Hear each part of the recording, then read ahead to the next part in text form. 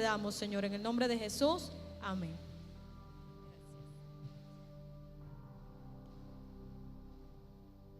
Que el Señor les bendiga a todos, amados hermanos.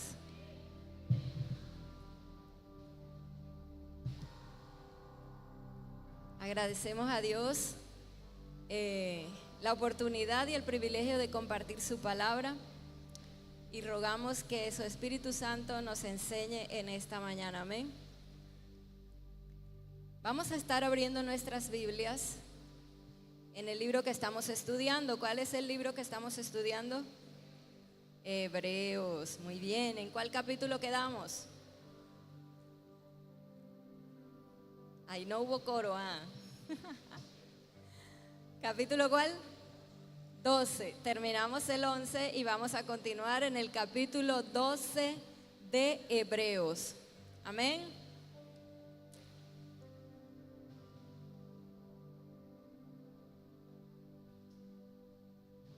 Hoy vamos a estar aprendiendo los desafíos para la carrera de la fe.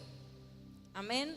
Desafíos para la carrera de la fe. Y vamos a aprender básicamente 5 desafíos que en este capítulo se nos presentan para la carrera de la fe. Ya estamos en Hebreos 12. Dice así la palabra del Señor. Vamos a leerlo. Yo leo el primero y ustedes leen el segundo y así sucesivamente. Puestos los ojos en Jesús. Por tanto, nosotros también, teniendo en derredor nuestro tan grande nube de testigos, despojémonos de todo peso y del pecado que nos asedia y corramos con paciencia la carrera que tenemos por delante. Versículo 2.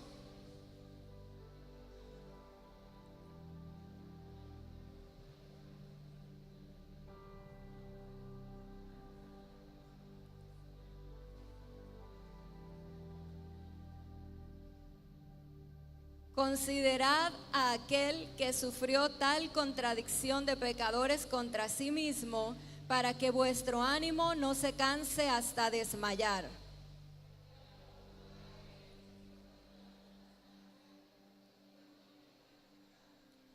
Y habéis ya olvidado la exhortación que como a hijos se os dirige diciendo: Hijo mío, no menosprecies la disciplina del Señor, ni desmayes cuando eres reprendido por Él, porque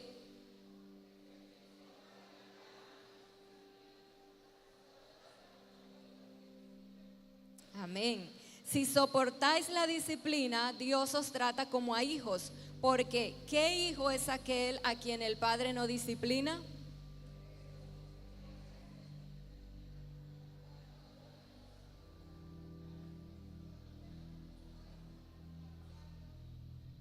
Por otra parte, tuvimos a nuestros padres terrenales que nos disciplinaban y los venerábamos.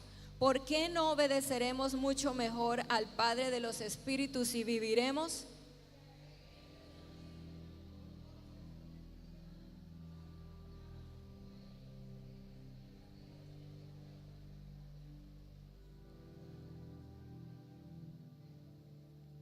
Es verdad que ninguna disciplina al presente parece ser causa de gozo, sino de tristeza, pero después da fruto apacible de justicia a los que en ella han sido ejercitados. Versículo 12.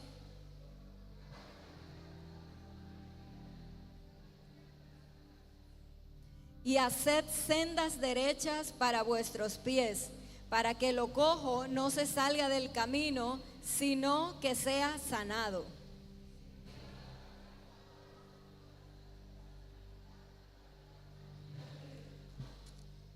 Mirad bien, no sea que alguno deje de alcanzar la gracia de Dios, que brotando alguna raíz de amargura os estorbe y por ella muchos sean contaminados.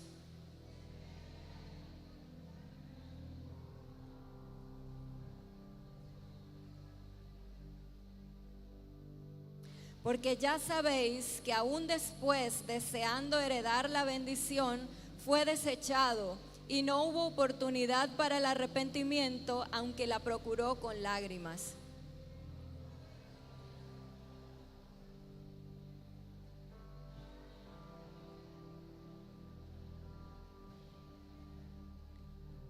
al sonido de la trompeta y a la voz que hablaba, la cual los que la oyeron rogaron que no se les hablase más.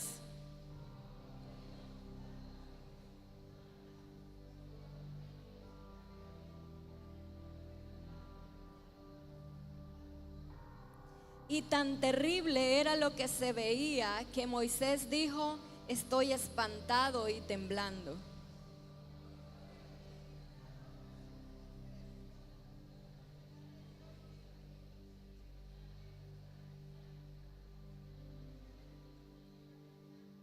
A la congregación de los primogénitos que están inscritos en el cielo, a Dios el juez de todos, a los espíritus de los justos hechos perfectos.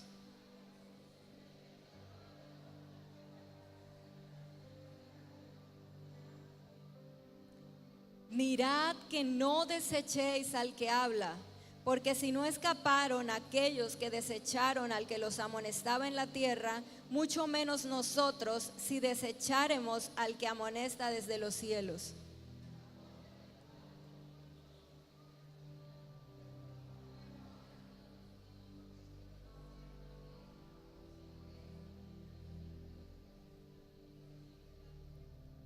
Y esta frase, aún una vez, indica la remoción de las cosas movibles como cosas hechas para que queden las inconmovibles.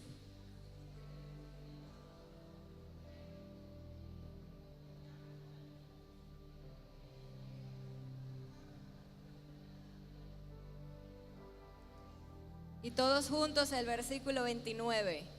Porque nuestro Dios es fuego consumidor. Padre amado, te agradecemos por tu palabra que nos has permitido leer. Ella es la verdad, Señor. Tu palabra es la verdad.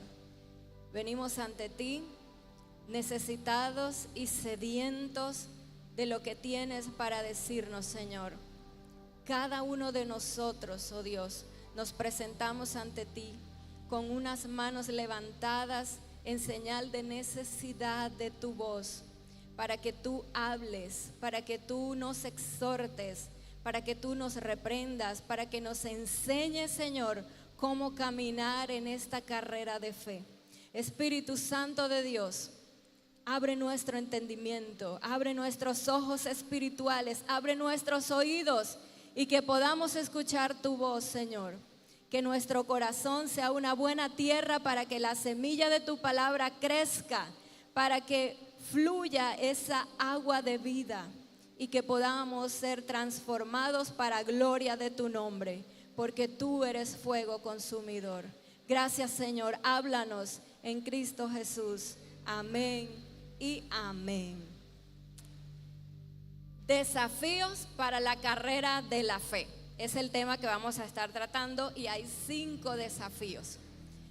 Hemos estado aprendiendo en los capítulos anteriores, hablamos de la fe, ¿verdad? El domingo pasado el pastor nos estuvo enseñando sobre la fe y de cómo esta cantidad de héroes, podamos llamarlos, personas, siervos de Dios, del Antiguo y del Nuevo Testamento, eran un ejemplo de una fe viva. Y cómo por medio de la fe habían podido destruir ejércitos, habían podido tapar bocas de leones, habían podido hacer grandes proezas, pero también habían enfrentado espada, habían sido muertos aserrados, habían pasado dificultades. Y quedábamos en este cuadro de que la fe es la que nos da la fortaleza, la que nos da la victoria, pero también nos da la fortaleza para enfrentar las dificultades que hay que enfrentar, ¿verdad? Ahora, en el capítulo 12, vamos a entrar a los desafíos que esa fe nos trae. Y vamos a estar estudiando cuáles son los que debemos enfrentar. Pero antes quiero preguntarles, ¿cuántos han corrido alguna vez aquí? ¿Usted ha corrido? ¿Sí? Yo creo que todos, de pronto no por ejercicio, por pasión, pero en alguna emergencia hemos corrido. ¿Cómo se ha sentido usted después de correr? Cansado, ¿verdad? Corremos menos de 100 metros y ya estamos como agotados. ¿Por qué? ¿Por qué nos cansamos cuando corremos? Porque estamos gastando mucha energía, porque no estamos entrenados para correr, o porque lo hacemos muy rápido, ¿verdad? O sea, empezamos a correr de una y nuestro cuerpo queda así como paralizado. La vida cristiana es una carrera, vamos a leerlo, dice el versículo 12, el versículo 1 del capítulo 12. El primer desafío que vamos a tratar es enfoca a Jesús. Amén. Enfoca a Jesús, versículo 1 al 3. Dice, por tanto, es decir, como todo lo que hemos hablado en el capítulo 11, teniendo en cuenta todo lo que hemos visto en el capítulo 11, dice el autor del libro, por tanto, nosotros también, teniendo en derredor nuestro, ¿qué? ¿Qué tenemos en derredor nuestro? Una gran nube de testigos. Tenemos esa cantidad de personas del Antiguo Testamento que estudiamos el domingo pasado, son testigos fieles de que hay una carrera, que ellos la atravesaron y que ahora a nosotros también nos toca atravesarla. Dice, despojémonos ¿de qué? ¿Y de qué más? Del pecado que nos asedia. Tenemos que tener en cuenta que hay alrededor nuestro una nube de testigos que está pendiente, que está animándonos y que está diciendo es posible avanzar. Pero para poder avanzar tenemos que despojarnos ¿de qué? Del peso. El peso es un lastre. ¿Usted sabe qué es un lastre? Yo tampoco sabía, pero ya lo investigué. Los barcos, cuando están en el mar, llevan unas pesas al lado, un peso extra que los ayuda como a equilibrarse en medio de las olas. Eso le llaman lastre, es un peso extra. Pero cuando ellos necesitan que haya ligereza en el barco, sueltan el lastre, el peso, y el barco puede andar con rapidez. Entonces el autor nos está diciendo a nosotros y les decía a los escuchas de ese tiempo que ellos tenían que despojarse, la acción de quitarse el peso que era extra para que pudieran hacer algo. La pregunta para nosotros hoy sería, ¿hay algún peso extra en mí que no me deja correr con tranquilidad? ¿Hay algún peso que yo tengo? La palabra nos está indicando que hay que soltar todo peso. Pero además del peso, dice el versículo 1, que tenemos que soltar ¿qué? El pecado que nos asedia. Y sí notamos la diferencia, ¿no? Hay un peso y también hay pecado. Algunas veces cargamos peso extra, pero algunas veces lo que cargamos es pecado. En ambos casos tenemos ¿qué hacer según el versículo 1? Despojarnos, sea el peso o sea el pecado que nos asedia. Y corramos con ligereza, dice el versículo 1, ¿o cómo? Con paciencia. ¿La qué? La carrera que tenemos por delante. Y es interesante porque esta palabra carrera, que se tradujo en nuestro idioma, en el griego en el que se escribió, es una palabra que se pronuncia agón. ¿Cómo se pronuncia la palabra? Agón. ¿Y qué significa agón? Se tradujo como carrera, pero es la raíz que se usa para escribir palabras como agonía. Esa la hemos escuchado en nuestro idioma, ¿verdad? Agonía. ¿Qué es una agonía? Ay, yo tengo una agonía aquí, ¿verdad? Sí. Cuando corremos 500 metros sin parar, sentimos una agonía, ¿no? A mí me pasa constantemente. Yo no puedo correr mucho porque yo siento que se me cierra la respiración. Tal vez a ustedes les pase igual, como una agonía. Esa es la traducción de la palabra griega agón y es la que se tradujo en nuestro idioma como carrera. Entonces el autor les estaba diciendo a los escuchas que había una carrera, un tipo de agonía que había que pasar, que había que correrla, pero había una manera de correrla. ¿Y cómo era esa manera de correr esa carrera? ¿Rápidamente o cómo? Con paciencia, porque si corremos muy rápido, ¿qué nos pasa? Nos cansamos y ya no damos más de ahí.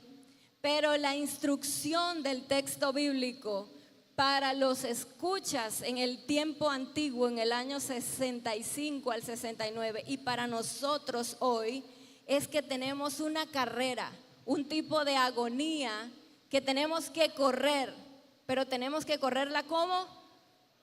Con paciencia.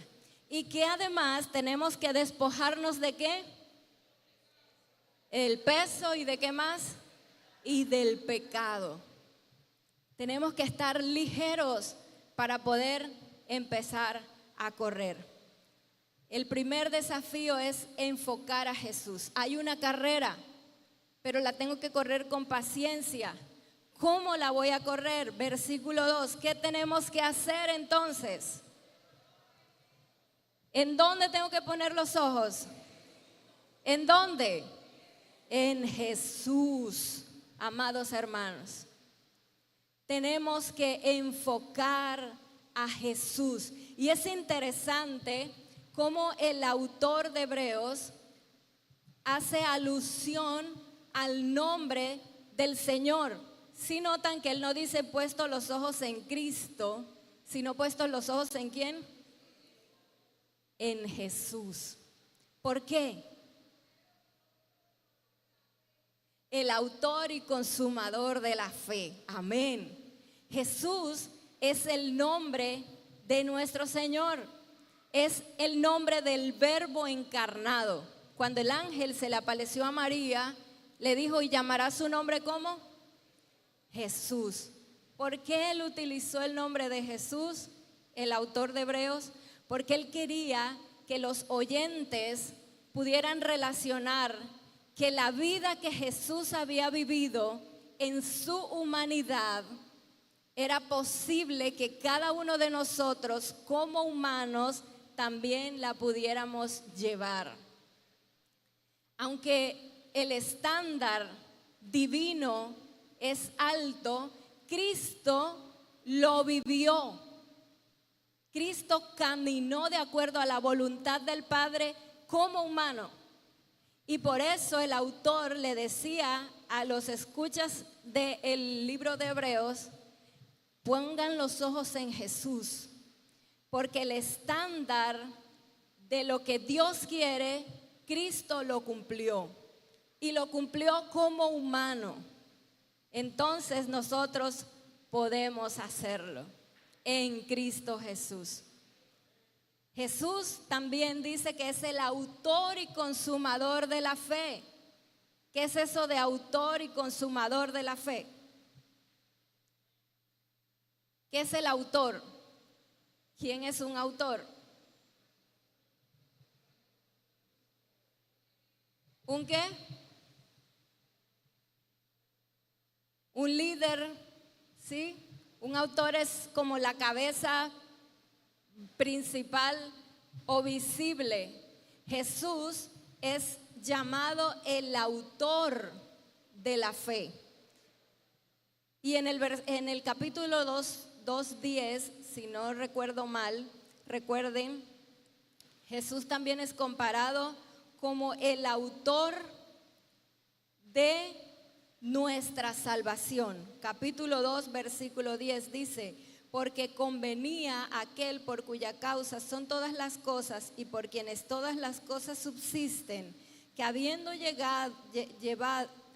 llevar muchos hijos a la gloria, perfeccionase por aflicciones al autor de la salvación de ellos.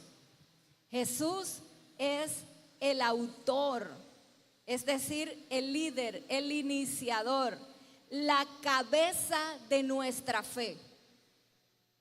Ese es Jesús, pero también es el consumador de la fe, es decir, el que perfecciona la fe. Cristo la inicia, Cristo lo pone como líder, como iniciador de la fe, pero también Él la perfecciona totalmente. Y usted dice, pero ¿cómo así que Cristo es el autor, el que inició la fe? Sí, en Cristo nuestra fe está fundamentada.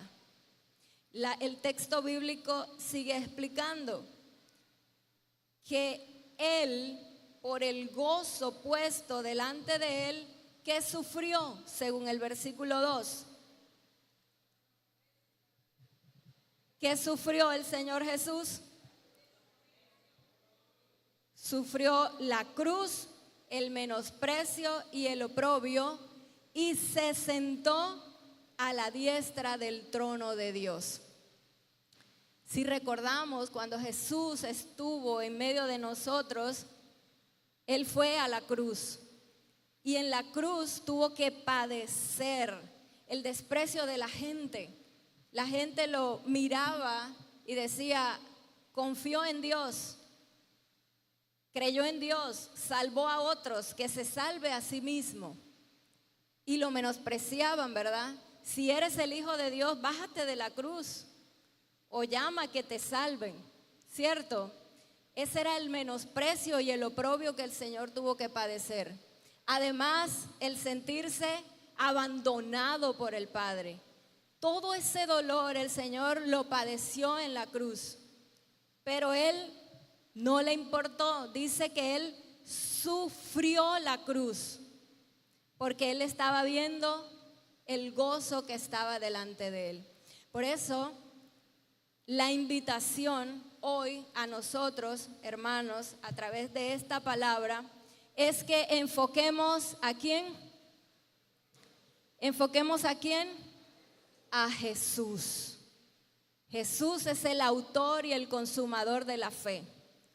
En Él, la carrera de la fe se puede llevar de manera ligera, porque Él nos indica cómo podemos y cómo debemos correr. El versículo 3 sigue diciendo que nosotros debemos considerar al que tuvo tal contradicción de pecadores contra sí, para que nuestro ánimo no se canse. ¿Hasta dónde? Hasta desmayar. Si notamos que dice, no queda en hasta que vuestro ánimo no se canse, sino que dice que no se canse. ¿Hasta dónde? Hasta desmayar. Es decir, que puede que nos cansemos, que nos sintamos cansados. Por eso la indicación es correr rápidamente o con paciencia. Con paciencia, porque nuestro ánimo se puede cansar, pero la idea es que no llegue ¿hasta dónde?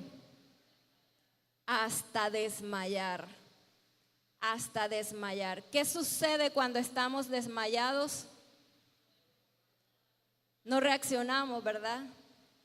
No tenemos fuerza, estamos tendidos ahí, más bien nos tienen que auxiliar. Pero cuando estamos cansados, incluso cansados, podemos seguir dando la milla extra. La invitación de la palabra del Señor al mirar a Jesús es, ¿por qué mirar a Jesús? Porque cuando nos enfocamos en Él, aunque estemos cansados, no nos vamos a desmayar. Amén. Aunque estemos agotados, no nos vamos a desmayar porque estamos mirando a Jesucristo, como Moisés, como viendo al invisible. Por eso menospreció toda la riqueza y ser llamado hijo de la hija de Faraón, porque él estaba como viendo al invisible. Nosotros hoy también tenemos que enfocar a Jesús. Y en la carrera de la fe que nos queda por delante, cuando enfocamos a Jesús, no nos vamos a desmayar. Sí nos vamos a cansar, pero no nos vamos a desmayar. ¿Entendemos esa diferencia?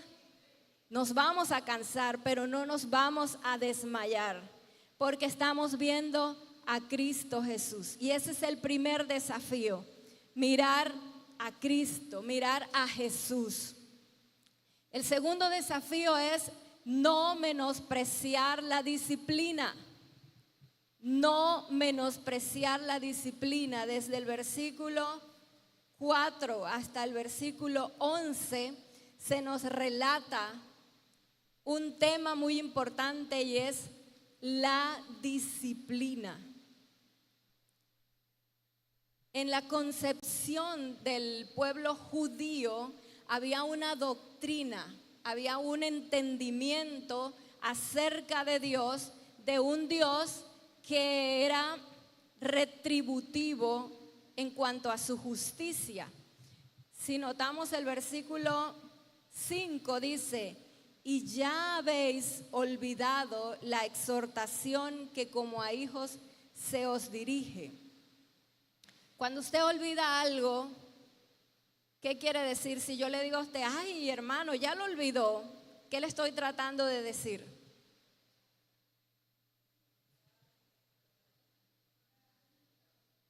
¿Cómo? Que no le doy importancia a lo que le dije, sí. Que ya tenía conocimiento de lo que le dije también.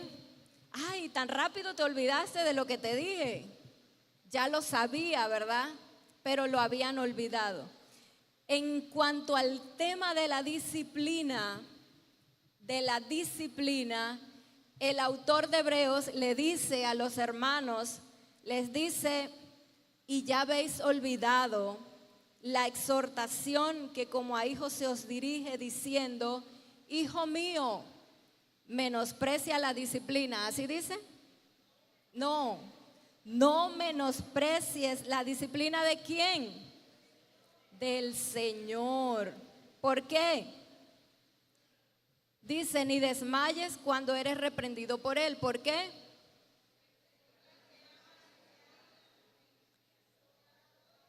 El que recibe por hijo. Los hermanos de ese tiempo habían olvidado que Dios es Padre Celestial y que Dios disciplina a sus hijos. Ellos ya habían olvidado, lo sabían, pero de alguna manera no habían tenido en cuenta esta verdad. Y entonces se sentían desmayados cuando eran reprendidos por el Señor. Es que en ese tiempo, debido a los rituales del antiguo pacto, los hermanos estaban atravesando por una concepción judía, un pensamiento de que al justo lo rodeaba la bendición de Dios. Ese era el pensamiento y la creencia judía de ese tiempo. Y recuerde que el autor de Hebreos le está escribiendo a judíos creyentes. Ellos pensaban entonces que si alguien es justo, la bendición de Dios lo rodea. Nada malo le pasa. Está inmune a enfermedad, inmune a persecución, está inmune a dificultades económicas, está totalmente protegido y nada le va a salir mal.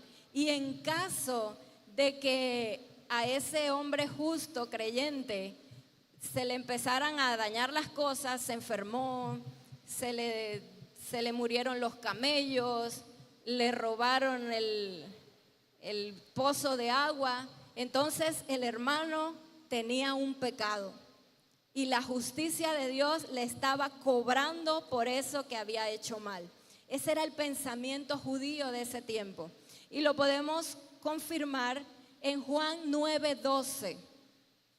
Juan 9:12. ¿Qué dice? Alguien que haga el favor de leerlo. Juan 9:12.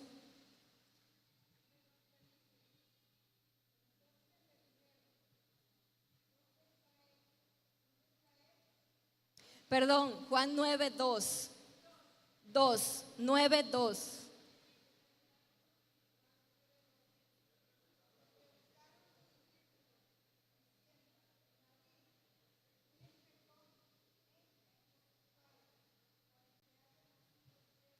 Amén. Si vemos el trasfondo del pensamiento judío, cuando Jesús sana a este ciego de nacimiento, los discípulos le preguntaron al Señor, Señor, ¿y quién fue el que pecó? ¿Él o los papás para que haya nacido ciego? Entonces esto nos ayuda a entender el pensamiento del pueblo judío, y es que si hay alguien justo, la bendición de Dios lo rodea. Nada malo le pasa, todo le sale muy bien. Era la concepción del pueblo judío. Y si algo no estaba bien era porque estaba pecando, y la justicia de Dios lo estaba persiguiendo por eso que había hecho. Pero el autor de Hebreos les escribe y les dice en el versículo 5, ¿ya veis qué? Ya habéis olvidado. Les dice, amados, ese es el pensamiento judío, sí, pero el pensamiento bíblico, el pensamiento que Dios verdaderamente tiene, no es ese. Ya han olvidado que Dios ha dicho esto, dice, la exhortación que como a hijos se os dirige diciendo, hijo mío, ¿no qué? No menosprecies la disciplina del Señor, ni desmayes cuando eres reprendido por Él, porque el Señor al que ama, ¿qué? Y abraza a todo el que toma por hijo, dice ahí.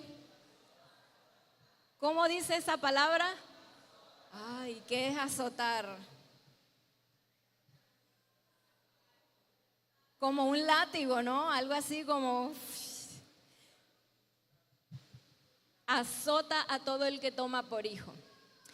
El autor les está diciendo a los hermanos judíos cristianos del hebreo de ese tiempo, les está diciendo, aunque hay una doctrina judía que dice que Dios bendice al justo, y es verdad, pero la doctrina decía que al justo no le pasaba nada malo. Él les dice, quiero recordarles, porque ya ustedes lo saben, es que Dios al que ama, disciplina.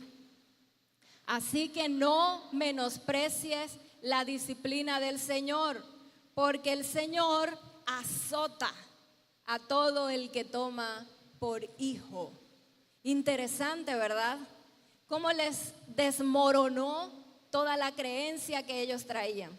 Y haciendo un puente hacia nosotros hoy, en el 2026, ¿cuál es nuestra creencia muchas veces? Que es que si yo soy cristiano, todo me tiene que salir bien, ¿verdad? Señor, mañana voy a ir a buscar trabajo. Si tú deseas, provémelo. Y el Señor no te lo provee, me fue mal. Sí, desde nuestra perspectiva. Pero recordemos, el Señor al que ama disciplina. ¿Qué nos está tratando de enseñar el Señor por medio de la disciplina que trae a nosotros? Tampoco vamos a tener un pensamiento masoquista, ¿sí? Como de, qué gozo, me diagnosticaron una enfermedad incurable, necesito otra prueba.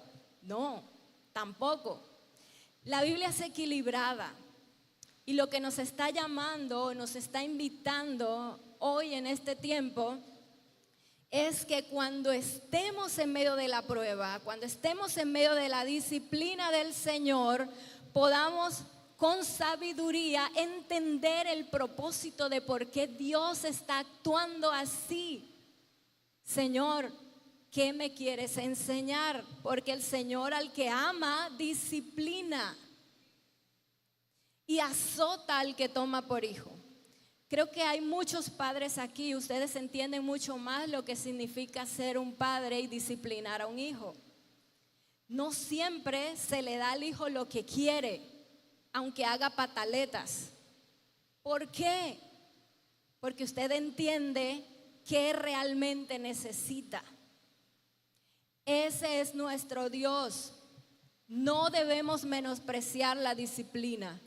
No debemos tener un tipo de evangelio retributivo.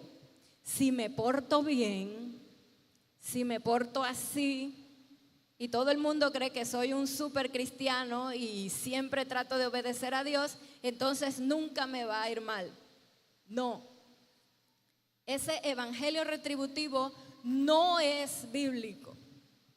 El verdadero evangelio que el Señor nos enseña es que Dios nos disciplina cuando nosotros nos estamos desviando de su mirada, de la mirada en Él, en Cristo Jesús. Entonces Él nos disciplina.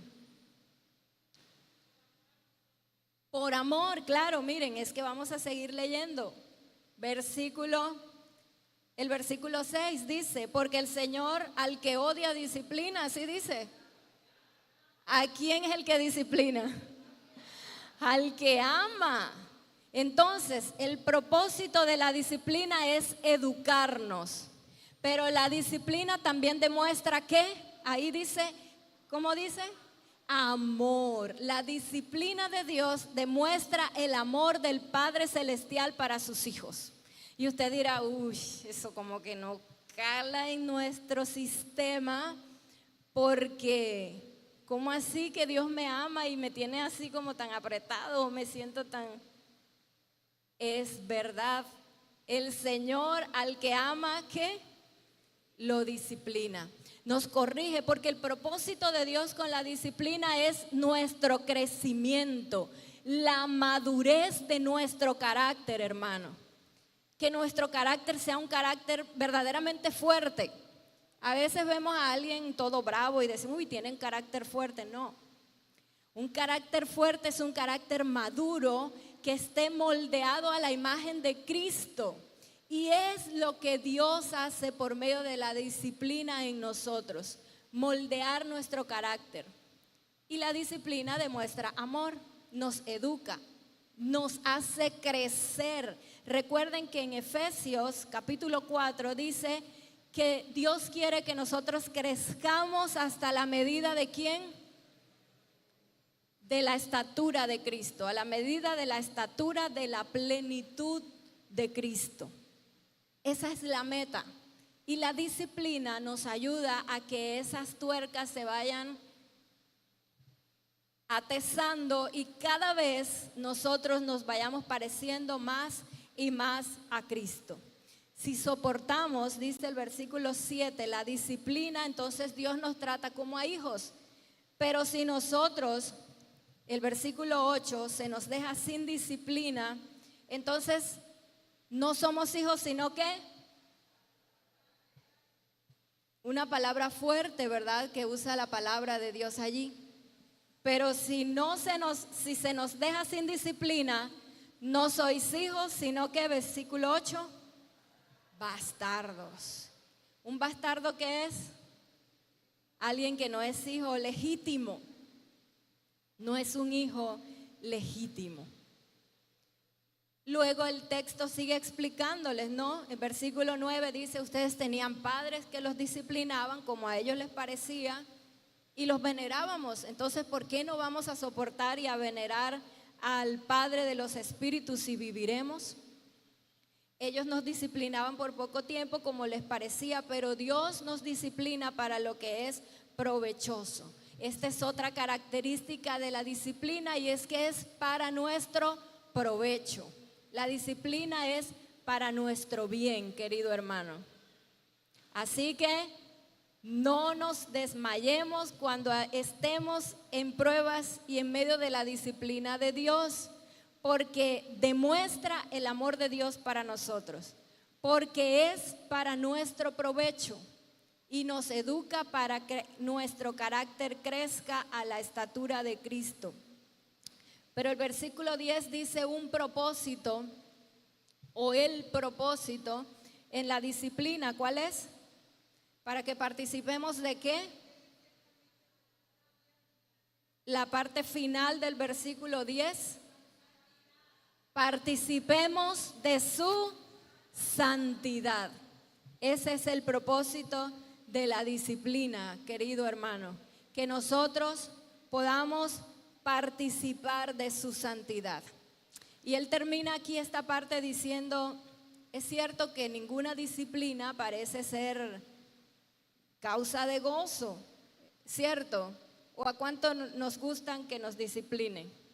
Levante la mano al que le gusta que lo discipline.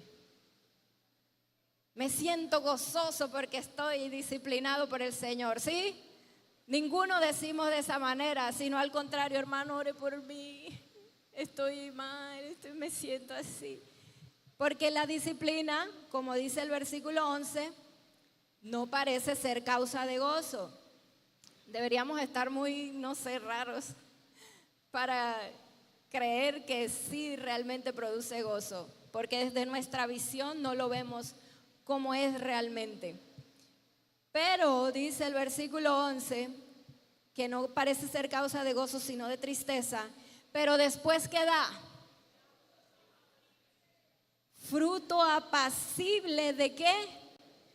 De justicia. El resultado es un fruto que es apacible de justicia, querido hermano.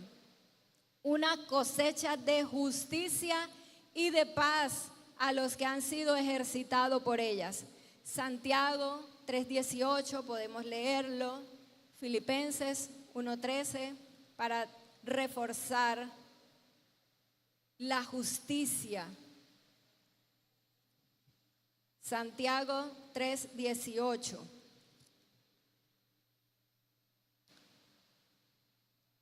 Santiago 3:18 dice, y el fruto de justicia se siembra en paz para aquellos que hacen la paz. Primera de Pedro 1:6-9. Primera de Pedro 1, del 6 al 9. Es un poco largo, pero podemos leerlo así, dice. En lo cual vosotros alegráis, aunque ahora por un poco de tiempo, si es necesario, tengáis que ser afligidos en diversas pruebas, para que sometida a prueba vuestra fe, mucho más preciosa que el oro, el cual aunque perecedero se prueba con fuego, sea hallada en alabanza, gloria y honra cuando sea manifestado Jesucristo, a quien amáis sin haberle visto, en quien creyendo, aunque ahora no lo veáis, os alegráis con gozo inefable y glorioso, obteniendo el fin de vuestra fe, que es la salvación de vuestras almas. Amén. El fruto de justicia que se siembra en paz trae como resultado esa salvación de nuestras almas. Es el propósito final de la disciplina, que nosotros seamos ejercitados en ella para que haya fruto de justicia. El fruto de justicia es la salvación nuestra, hermanos. ¡Wow! Entonces, ahora sí nos gustaría estar en disciplina. Bueno, no con tanto gozo, pero sí, ¿verdad? No con tanta emoción, pero bueno, vamos a recibirla porque es bendición para nosotros. Tercer desafío, del versículo 12 al versículo 17. Levántate y examínate. El tercer desafío que debemos enfrentar en la carrera de la fe. Y dice, versículo 12, que por lo cual, ¿qué tenemos que hacer? ¿Levantar quién? Las manos caídas y las rodillas paralizadas. Wow. Miren que él viene hablándole a los oyentes sobre la disciplina que habían olvidado que Dios hace y pone sobre sus hijos. termina diciéndonos que esto no parece traer gozo, pero que trae un fruto apacible después de justicia. Por lo cual, dice, levantad las manos caídas. Al parecer, nuestros oyentes, nuestros lectores, a causa del peso de la disciplina, habían dejado caer ¿qué? Las manos. Y otra vez toma la ilustración del atleta, porque dice que las rodillas estaban como paralizadas. Recuerden que veníamos hablando de una carrera, ¿no? Que se va corriendo y que hay que correrla como con paciencia. Al parecer los oyentes iban en la carrera y se apresuraron un poco y olvidaron que la disciplina es necesaria. Y entonces, ¿qué pasó? Según el versículo 12, ¿qué pasó con sus manos y sus rodillas? O sea que quedaron como así, ¿cierto? Paralizados ahí. ¿Y cuál es la invitación del autor para ellos? ¿Qué les dice? ¿Qué hay que hacer? Levantar las manos, ¿verdad? Dice, levanten las manos caídas y las rodillas paralizadas. A ver, levanten las manos caídas, todos vamos a levantar las manos caídas así y las rodillas paralizadas, haga así. Esa era la invitación del autor para los oyentes, para nosotros también hoy en día, hermano. Es posible que estés atravesando pruebas.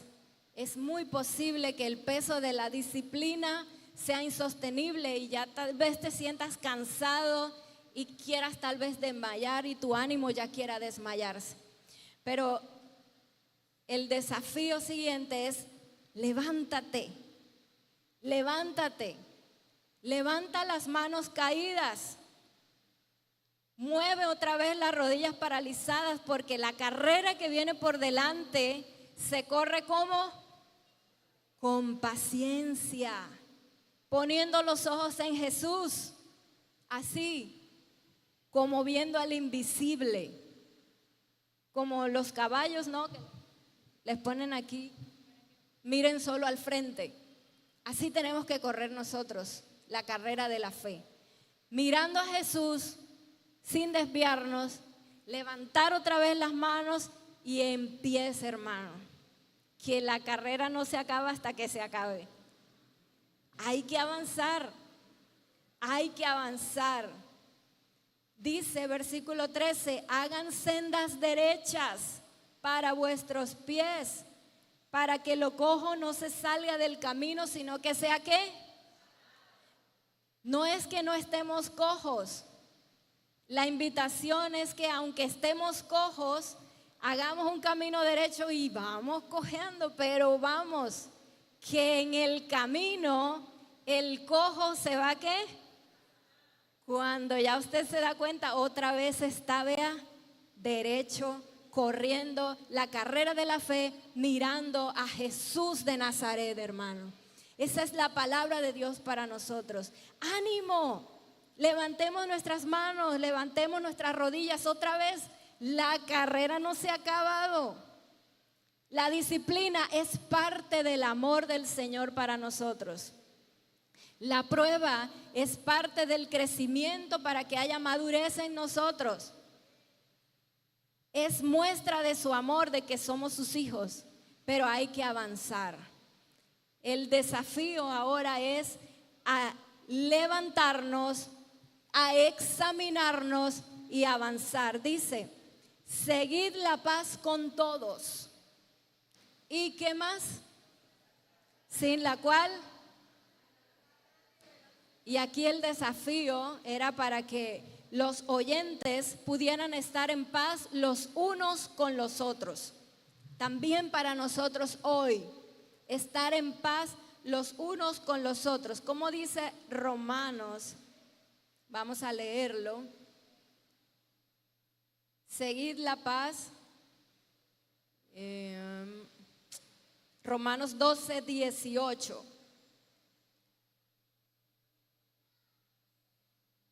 Romanos 12, 18.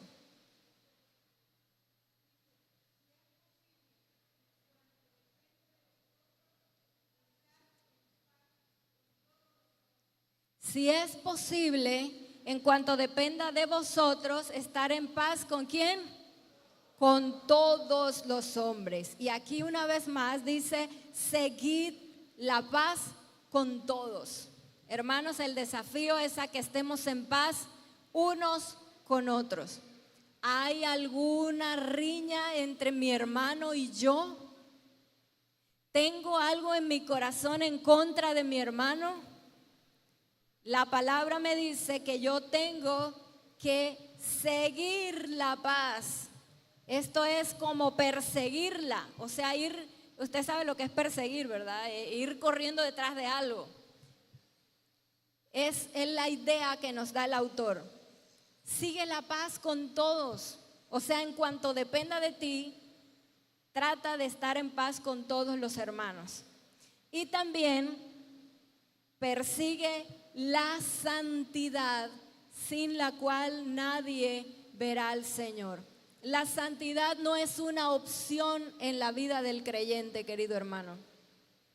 La santidad es la voluntad de Dios para nosotros. Primera Tesalonicenses 4:3. ¿Qué dice Primera Tesalonicenses 4:3? Así con voz fuerte, alguien que me haga el favor de leerlo.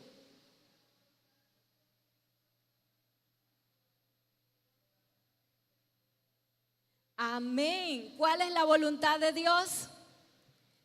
Nuestra santificación, según Primera Tesalonicenses 4:3. La voluntad de Dios es nuestra santificación. Y sin esa santidad, si no andamos en santidad, nadie verá al Señor. La santidad no es una opción, hermanos. La santidad es algo que tenemos que perseguir como hijos de Dios. Como siervos de Dios tenemos que procurar, perseguir, andar en la santidad de Dios. Y el versículo 15 sigue exhortando a los hermanos, el autor de Hebreos, y le dice, mirad, ¿cómo tenían que mirar? Mirar bien, no sea que alguno dejara de ¿qué? Dejar de alcanzar la gracia de Dios, ¿verdad? Y que brotando alguna raíz de amargura os estorbe y por ella muchos sean contaminados. A los hermanos en ese tiempo, por causa de las dificultades, todavía no habían entrado a un periodo de persecución muy intenso, pero ya estaban en vísperas y se sentían desanimados. Y por eso Él les escribe sobre la disciplina y les dice que hay que enfrentar todas estas cosas en la carrera de la fe. Entonces Él les dice que hay que mirar bien, que no haya alguien que caiga o que deje de alcanzar la gracia de Dios. Y cuando Él les dice esto, no se está refiriendo a que vayan a perder la salvación. Lo que Él les estaba tratando de decir era que podían perder las bendiciones propias de la salvación por tratar de permanecer en un sistema legalista, el sistema del viejo pacto, el sistema de las obras en vez de la gracia. Por eso le dicen, cuidado, dejan de alcanzar la gracia. Además les dice que tengan cuidado y no permitir que alguna raíz de amargura pueda brotar. Porque recuerden que la disciplina no parece producir gozo. Si desviamos la mirada de Cristo, entonces el peso de la disciplina puede ocasionar en nosotros una raíz de ¿qué? De amargura. ¿Alguna vez se ha sentido amargado por lo que le ha tocado pasar? Y lo más triste de la amargura es que, según el versículo 15, algo hace más la amargura. Y es que ¿qué? Contamina ¿a quién más? A otros. Y por ella muchos sean contaminados. La amargura no solo me afecta a mí, la amargura también afecta a otros. el pecado se contagia, hermanos. Cuando en mí hay amargura, cuando el gozo del Señor ya no es mi fortaleza, sino que la raíz de amargura me está carcomiendo, eso contamina a mi hermano. Y vamos a tener una iglesia amargada, llena de raíz de amargura, porque el pecado se empieza a contaminar a los demás también. Mirad bien, dice el texto bíblico. No dejemos de alcanzar la gracia, las bendiciones de la salvación por tratar de permanecer en un sistema legalista de hago para que Dios me dé. No, ese no es el Dios bíblico. Dios no es el genio de la lámpara que cumple mis deseos cuando yo quiero. No. Dios no es el genio que si yo le digo que me sane, me viene a sanar porque yo le dije que me sanara. Dios es Dios soberano sobre toda la tierra. Y Dios hay que ser reverente delante de Él. Y si el Señor ha provisto en su providencia dificultades que hay que trabajarlas en la carrera de la fe, entonces pido fuerza, pido sabiduría y avanzo. Pero no voy a dejar que eso crezca como una raíz de amargura en mí. Y tampoco voy a contaminar al resto de la iglesia. Cuidado, hermanos. Tengamos cuidado. Dice el versículo 16 que no haya ningún fornicario o profano como Esaú. Y parece que, aunque Esaú en la palabra no se menciona que haya sido fornicario de manera material, en su espíritu, en la manera como se comportó de menospreciar la primogenitura y la bendición de Dios, lo fue. Levántate y examínate, hermano. Si estás paralizado, empieza a caminar, que en el camino lo cojo se sana. Saca la amargura. Deja que el gozo del Señor sea tu fortaleza. El gozo del Señor es nuestra fortaleza en medio de las dificultades. Claro que podemos pedir a Dios que nos sane. Sí, Él dice que lo hagamos. Claro que podemos pedirle a Dios que nos ayude a salir de una dificultad. Sí, Dios pide que clamemos a Él. Pero si el Señor, después de haber orado, decide no concederme lo que le he pedido, ¿qué voy a hacer? ¿Amargarme? No. Voy a confiar en que mi Padre me ama y que por medio de su disciplina me demuestra su amor y va a formar mi carácter para ser más y más como Cristo. Eso es lo que el Señor quiere hacer. Y ya ahora sí vamos casi a terminar, aunque me quedan 2 desafíos, pero lo vamos a pasar rápidamente.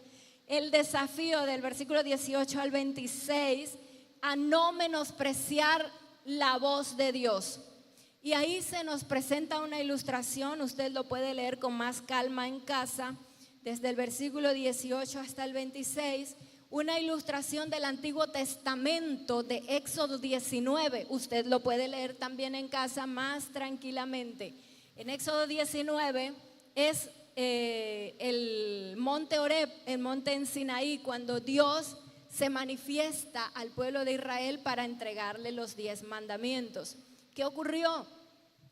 El monte Sinaí empezó a botar humo, temblaba, habían truenos, rayos, había un humo, una oscuridad y había una bocina como una trompeta que sonaba y había así todo como ese tipo de terror. Y Dios estaba ahí en el monte y Dios le dice a Moisés, dile al pueblo que se santifique. El pueblo tenía curiosidad de ver a Jehová, entonces querían traspasar los linderos y Dios le dice a Moisés, dile al pueblo que no traten de ir a ver a Jehová porque se mueren. Incluso si una bestia toca el monte, tiene que ser muerta, dice ahí el versículo 18, usted lo puede leer. Dice el versículo 20, no podían soportar lo que se ordenaba, si a una bestia tocar el monte, será apedreada o pasado por dardo. Era eso la orden, porque ellos querían curiosear quién era. El punto es que Moisés sube solo y Dios le entrega los mandamientos, y cuando baja, el monte sigue humeando y toda esta, imagínense esto, un monte que está tronando, está temblando, está relampagueando, hay oscuridad, hay humo, hay sonido, era algo bastante, digamos, terrorífico, podríamos llamarlo así. Y Moisés baja y el pueblo le dice algo muy tremendo en Éxodo 20, en los versículos siguientes. Les dice: Moisés, habla tú con nosotros y que Dios no hable con nosotros para que no muramos. Y Moisés le dice: pero espérense, no tengan miedo, porque Dios ha hecho esto para que ustedes puedan tener temor y reverencia de Él, pero no tengan miedo, Dios solamente los está probando. No tengan miedo, era la amonestación que Moisés le hacía al pueblo: no tengan miedo, acérquense a Dios. Pero ellos dijeron: no queremos, habla tú con nosotros y Dios que hable contigo, porque nosotros no queremos escuchar todo esto. Entonces Moisés se acercó, dice en Éxodo, a la oscuridad donde estaba Dios, y el pueblo se retrocedió para no acercarse a Dios. Y esa es la ilustración que se trae aquí, desde el versículo 18 en adelante. Y él les dice a los oyentes hebreos: ahora no se han acercado a ese monte que humeaba y que botaba chispas por la presencia de Dios, sino, versículo 22, que ahora se han acercado al monte de Sión, a la ciudad del Dios vivo. Se han acercado a la Jerusalén celestial, a la compañía de millares, y ahí empieza a explicar varias cosas. Y en el versículo 24 termina diciendo que se han acercado ¿a quién? A Jesús. ¿Quién es Jesús? El mediador del nuevo pacto. Y dice que a la sangre rociada, que habla mejor que ¿quién? Que la de Abel. Antes se habían acercado a un monte físico que humeaba y les dio miedo, pero ahora se han acercado al mediador del nuevo pacto, a Jesús, a la ciudad santa donde Dios mismo está. Y el versículo 25 viene el desafío a no menospreciar la voz. Dice: mirad que no, ¿qué? ¿A quién? Al que habla. Mirad que no desechéis al que habla, porque si no escaparon aquellos que desecharon al que los amonestaba en la tierra, mucho menos nosotros, si desecharemos al que amonesta desde los cielos. Cuidado, hermanos, de desechar la voz de Dios. En algún momento el pueblo dijo: no queremos oír la voz de Dios, habla tú con nosotros y Dios contigo. Pero ahora Hebreos 1, capítulo 1, versículo 2, dice que en estos postreros días Dios nos ha hablado por medio de ¿quién? ¿Por medio de quién? Del Hijo. Y dice que nosotros no tenemos que desechar al que nos habla desde el cielo, a Jesús, el Hijo de Dios. Jesús nos está hablando, hermanos. Dios nos está hablando. ¿Lo vamos a desechar? ¿Voy a cerrar mi oído? ¿Cómo es que dicen los niños? No oigo, tengo orejas de pescado, sí. Vamos a cerrar nuestro oído a la voz de Dios. Vamos a poner nuestro corazón como un diamante para que la palabra de Dios no entre. Vamos a endurecernos y nos vamos a parar aquí así, le vamos a decir: no voy a obedecer. Y tal vez no lo decimos con palabras, hermanos, porque creo que nunca de nuestra boca audiblemente hayamos dicho, Señor, no te voy a obedecer. Pero nuestra actitud, la actitud de nuestro corazón habla por sí sola. Y es posible que en la manera como actuamos le estamos diciendo no a la voz de Dios. ¿Qué es lo que Dios te ha estado diciendo y que tú has cerrado el oído y diciéndole, no voy a escuchar, no, Señor, reprenda al diablo? Terminamos reprendiendo la misma voz de Dios. ¿Qué nos está hablando Dios? ¿Qué te está diciendo el Espíritu Santo?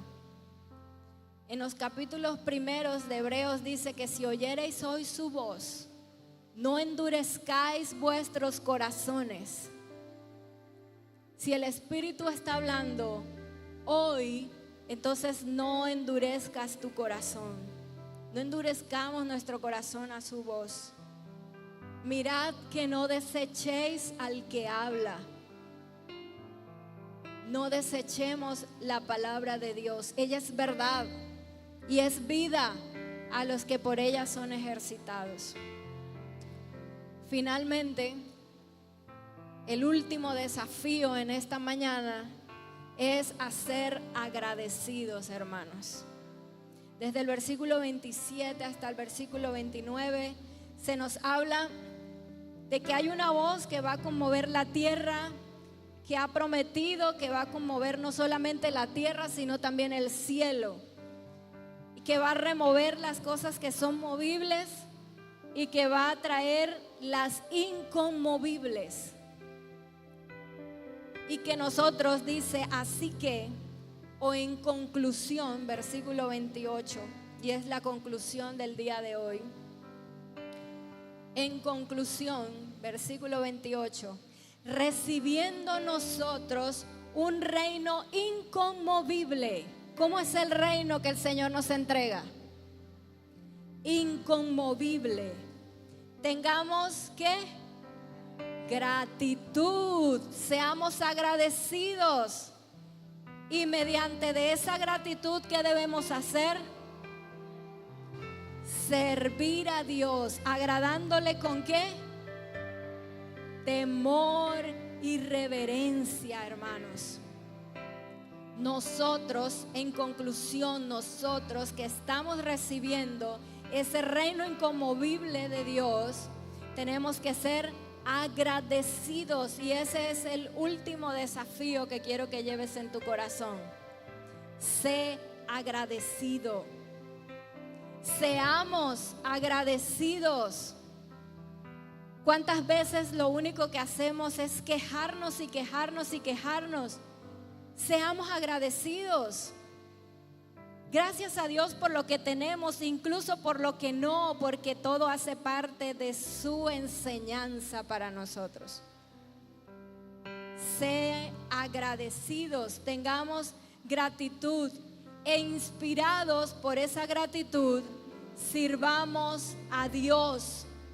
Adoremos a Dios como a Él le agrada, con temor reverente, porque nuestro Dios tiene una característica, versículo 29, ¿cuál es?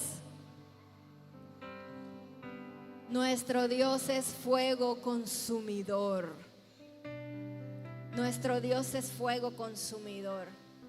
Dios no apapacha el pecado, el Señor lo consume. Y si nosotros estamos aferrados a nuestro pecado, el Señor es fuego consumidor.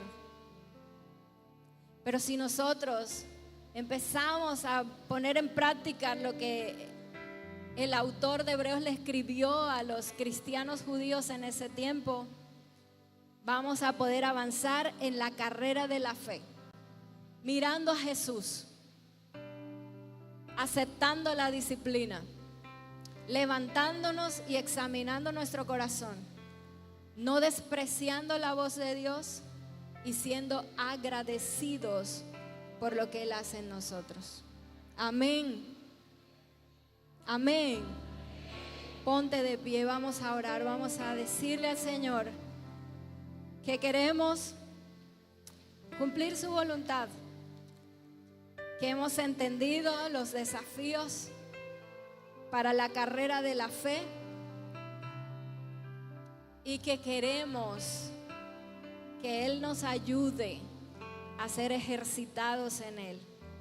Amén. ¿Usted quiere que Dios le ayude a avanzar en la carrera de la fe? Entonces cierre sus ojos, allí donde está, ore al Señor. Amado Padre, venimos ante tu presencia en gratitud, Señor, como tú nos enseñas, porque nos has entregado un reino inconmovible, Señor, y en medio de la inestabilidad del mundo, en medio de la inestabilidad de nuestra vida, Señor, donde todo nos parece que se nos remueve y que quedamos como en el aire, hay una promesa de esperanza que tu palabra nos dice, que tú nos entregas un reino inconmovible, Señor. La esperanza de que a pesar de que hoy haya inestabilidad, de que hoy todo parezca turbio, hay esperanza de un reino inconmovible que no será removido y que se nos entrega a cada uno de nosotros, Señor. Queremos descansar en esa esperanza. Queremos descansar en la esperanza de tu verdad, Señor, y recibimos esa fortaleza y esa seguridad que tu palabra nos da. Señor, danos un corazón agradecidos para poder servirte, Señor, con gratitud, con temor reverente. Enséñanos a no menospreciar la disciplina que pones sobre nuestras vidas, porque es tu voluntad para santificarnos y traer un fruto apacible de justicia, Señor. Padre, perdónanos y levanta tu corazón, hermano, y dile: Señor, perdóname porque he despreciado muchas veces tu voz. Algunas veces, Señor, he llorado por una bendición, pero no en arrepentimiento ante tu presencia, como Esaú, que lloraba por la bendición, pero no arrepentido por haber menospreciado la bendición. Perdónanos, oh Dios, porque hemos desviado la mirada de Cristo Jesús, el autor y consumador de la fe. Y entonces nos hemos paralizado y nuestras rodillas se han parado y nuestras manos se han caído y hemos desmayado. Perdónanos, anímanos, Señor, que aunque estemos cansados podamos seguir corriendo esta carrera de la fe con paciencia, mirando a Cristo Jesús, esperando, teniendo paciencia, viviendo en santidad y en gratitud delante de ti. Gracias, Señor, por la iglesia. Gracias por nosotros, por tu palabra. Señor, vivifícanos. Permítenos caminar en esta verdad. Permítenos ser transformados por ella. Permítenos, Señor, ser llenados por ti. Que tu Espíritu Santo, Señor, nos haga crecer más como nuestro Señor Jesucristo. Y que quite de nosotros la desesperanza, porque hay esperanza. Hay un reino inconmovible que nos ha sido entregado por parte tuya. Y en esa esperanza esperamos, Señor. Gracias, oh Dios. Gracias por ser bueno, bondadoso y fiel. A ti, Señor, te damos la gloria en esta hora. En el nombre de nuestro Señor Jesucristo. Amén y amén. Gracias, Dios. Amén.